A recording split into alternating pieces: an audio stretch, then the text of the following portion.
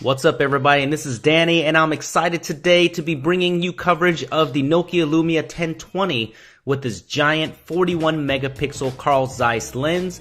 And it's hard to make this uneventful box look good, but we'll give it a try. So let's go ahead and unbox this thing and let's see what comes inside the package. First things first, this is $299 on contract, and it is exclusive to AT&T as of the making of this video. But unboxing this, you get a quick start guide, and you also get a pretty cool thing here where it's paired with NFC on the back for instructions on how to take great photographs, and I think it launches the app or the tutorial. But here is the device itself, and this is the yellow version. It comes in a matte white and a black as well, and you get a free 20x30 poster with a voucher code. Pretty cool. And I really like this thing. The gentle rattle you hear when shaking your Lumia 1020 and that is the optical stabilization that's in there, so the sound of blur-free photos. Very cool. For some might think that's a hardware defect, and it's not. You get some warranty information, wall plug, micro USB to USB charging cord, and you also get a lanyard, which is nice, and the SIM removal tool. So let's go ahead and remove all the plastic from the front and from the camera itself, and you also get a plastic of all the ports and connections that are on the back, and let's go and take a look.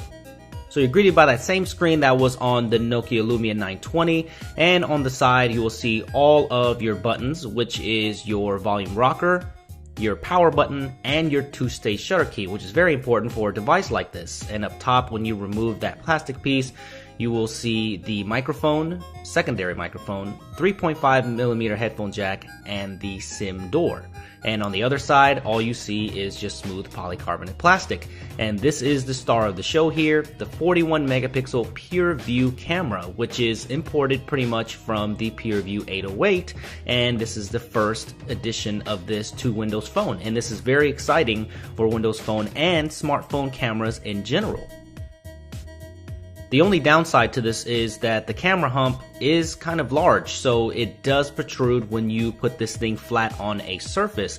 But trust me, it is nowhere near as bad as the Galaxy S4 Zoom with a 16 megapixel camera with 10 times optical zoom. So I'll definitely pin these up together, so subscribe to my channel so you don't miss that video. So let's go ahead and, without further ado, take a look at this camera and boot this thing up. So if you didn't know already, it comes with Windows Phone 8, and either you love it or you hate it. It comes with that tiled interface, and it does come with some AT&T bloatware, but you can easily uninstall that, so that is nice that they didn't lock that on there. And either it's exactly the same experience that you're going to get on the other Windows phones, and there are some additions like Halo, Spartan Assault, and some other apps that they're trying to add to the store. And Nokia does a pretty good job of differentiating itself with some of their apps for the Windows 8 platform.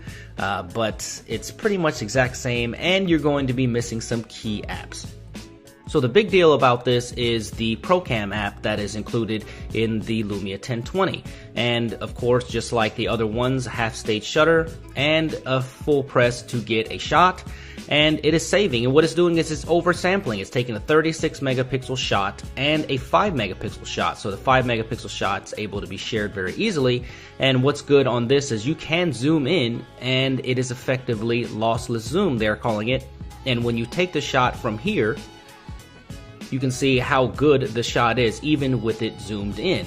And what they're saying about lossless zoom is you can actually get to the full picture after the fact. So you can go ahead and zoom in different things. So let's say that I wanted to make a shot of this little frame with a picture of my dog on it, then you can just put this in the app, move it to where you need to be, and go ahead and resize this thing with minimal loss of clarity. So you can see how good this camera is. So all of you photographers out there, if you just swipe to the left, you will get all of your manual controls, which is very nice, and it's very intuitive too.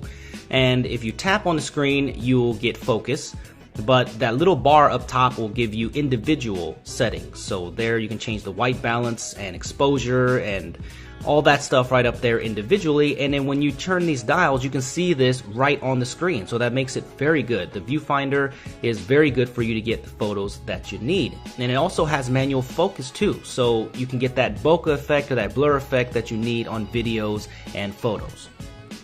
So here are some sample images that I took outside just now.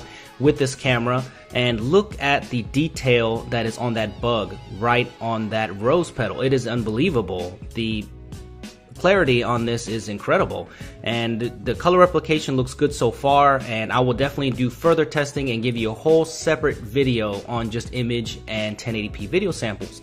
But here is a 1080p video sample here now, just outside, just quick on inspection, and it is extremely clear. But the only thing that I saw with a little bit of lighting adjustment and color replication here, you can see how that the color changes. But man, is this video clear? I mean, the focus is pretty nice, and I will definitely do a separate video on this and upload it on many other conditions, low lighting as well. But man, just on first inspection, this 1080p video looks extremely crisp and clear. So very excited about this camera. And it comes packed with a xenon flash, and it does pretty good on low lighting conditions as well without the flash. Like you can see here under fluorescent lighting, very good detail on this picture. But if you're planning to use a xenon flash, it does do a better job than an LED flash. As you can see here, that it lights up the area pretty good, and it's completely dark, by the way, these shots. This was taking at like 2 a.m.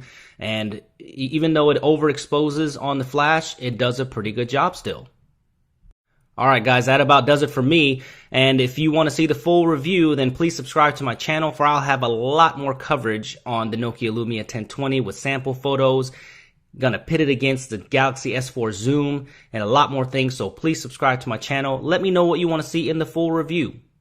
So please hit that thumbs up if you enjoyed this video, for that helps the channel out a ton, and I appreciate all the views that I get. And please follow me on Twitter at Super Scientific for just news and just general shenanigans. And I will see you guys in the next video. Thanks for watching.